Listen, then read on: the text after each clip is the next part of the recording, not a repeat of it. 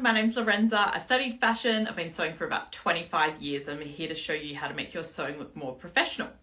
Now tonight's topic I'm doing is, I just sort of had a brainwave last night, was how to copy a store-bought top, but I guess I want to explain my experience of trying to copy a store-bought top, because I don't always think it's the easiest thing. Now I always start my lives though while I wait for people to come online, and I do my my wrong side or my right side. So something good that happened this week with sewing and something bad that happened. Good being that I finished my Sadie slip dress in the mock-up, so I'm super happy with that. It was all just pretty easy. I kind of can't believe how easy it was. And my wrong side, I'm going to put out a reel about this this week. I'm really struggling with this fabric. Can you see sort of the puckering there? When I get the light right, you can see it. I'm trying to do the zip in my flower skirt, and it did this the first time round, which is why there was no photos or much video of the skirt, because I didn't like the way it looked from behind. So because I'm redoing the waistband, I want to redo the skirt.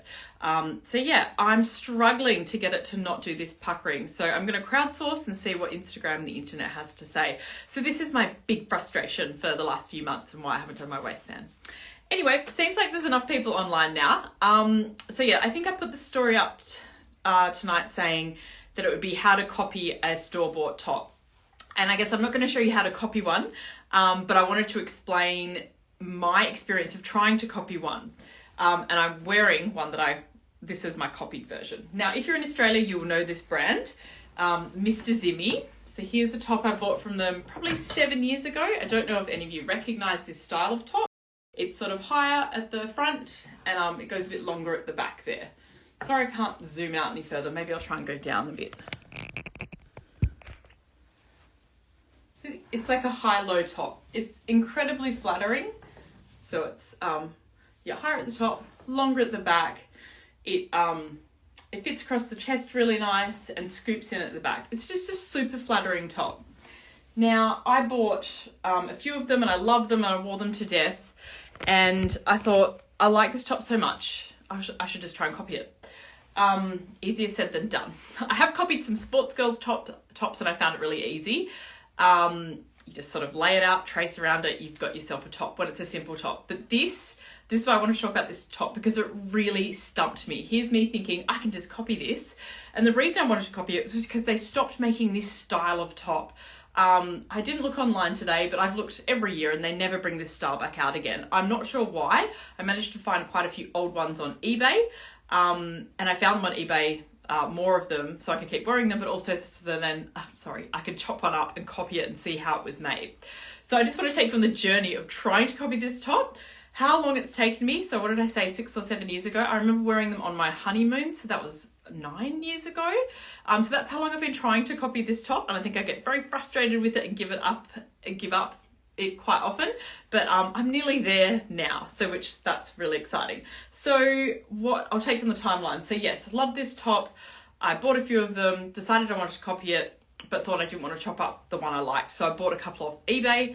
It's an Aussie brand called Mr. Zimmy, Z-I-M-I. I think it's all manufactured in Bali, and they use a lot of rayon or viscose for the fabric. So they're very cool, lightweight, they're draped beautifully, they hang really well. So the first thing I did, I was really struggling to copy the pattern of this. So I tried chopping one up and copying it, sewed it together, it looked terrible and I wasn't sure why. So I thought, okay, I'll get a similar looking top pattern. So I think I copied, this is Butterick 6355, this one here. And I thought I'll just copy that and try and make it look similar to this top. And I'm wearing the version that I copied. Now, I don't know if you can see, but it's nowhere near as flattering at the front, because there's a lot more. Basically, whenever I made the Mr. Zimmy version, I couldn't get it to fit my bust. And I thought, I'm copying this top exactly. Why is it not working on my bust? And so what I had to do, and I'll show you how big this pattern is. It's a very interesting top because there's no side seams. So here's the center front. If you can imagine, it goes the whole way around like that. So it's a huge pattern. So when I was making it, wasn't fitting my bust. So I copied this pattern, but I thought it looked more like a maternity top, and that's not what I wanted. I wanted this nice fitted on the bust, fitted at the back top. I was like, why can't I get this shape? and one of my amazing friends who's a pattern maker was trying to help me with this. I think every 6 months or so when I'd see her, I'd be like, I'm still struggling with this top. So there's the huge pattern I just showed you.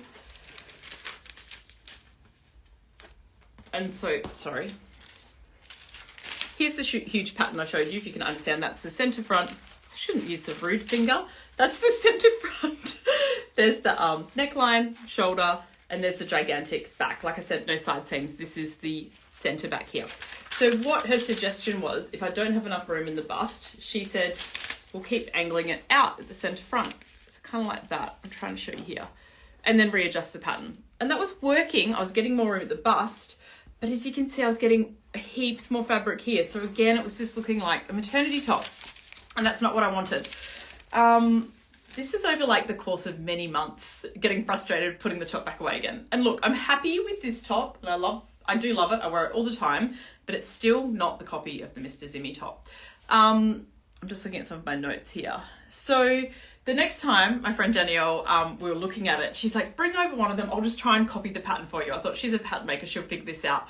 She took one look at it and she said, Lorenza, it's cut on the bias. Now that is what I was missing the whole time, and I just never noticed it. And I think when she'd been looking at my pattern, she'd never seen the original garment, and her being a pattern maker looked at it straight away and said, it's cut on the bias. That's why it fits you so well. That's why it fits your bust. That's why it scoops in really nice at the back. That's why you're not getting the same effect when you're cutting it in a woven fabric and trying to cut it on the straight grain. And it just blew my mind. And I said, why are you so good at this? It's because she's a pattern maker and I'm not. So needed to put it on the bias. So as I explained this week, when you do bias patterns, now the pattern is this big because I need it on the center front when I'm laying it out. This pattern is just getting bigger and bigger. So here is the center front. You can imagine a wrap the whole way around. Now I did, in all of this making, also take it along to the pattern making class. So I'd mocked it up in calico. That was one of my other issues. I said that this is made, they use like a rayon or a viscose. I kept mocking it up in calico. So you can imagine mocking it up in calico and not putting it on the bias, why I was getting this terrible tight fitting top, because putting it on the bias, of course, it's going to have all that beautiful stretch, and then I was doing it in calico. So when I took it to the pattern making class, Scott pointed that out, and he said, you probably want to mock it up in a fabric much more similar to the Mr. Zimmy top. You're trying to do it in calico, and it's really tight. And what he also pointed out was I think I was so worried about cutting the whole front of it on the bias, I then completely forgot when I cut out the back and went back and cut that on the straight grain. So that was... Here's the back panel. You can see how small that is, and that sort of attaches. I won't grab that pattern again, it's too noisy, but that attaches to the back. And I think I was struggling with how to do the bias on this pattern piece as well. It's an amazing top, very complicated pattern. For something that looks so simple, it is not simple. So that's the back. So yeah, when I took it to Scott, he said, try making your mock-up in something more similar to the Mr. Zimmy one. And he said, and also you've cut your back piece out on the straight grain. So I'd done it with that being the straight grain. I think I was just on autopilot, as you would. We're so used to thinking, that's my center back, that's got to be in the straight grain. And that's what I've done.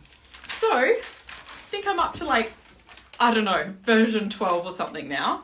And that was one I showed in my reel on Monday. So I know this is ugly fabric, but it's a mock-up, so it doesn't matter. So I finally cut out another version, bias in the front and bias in the back. And this is where I wasn't paying attention. So my seam matching isn't great, but I put this on and it is the closest to the Mr. Zimmy top I have ever made.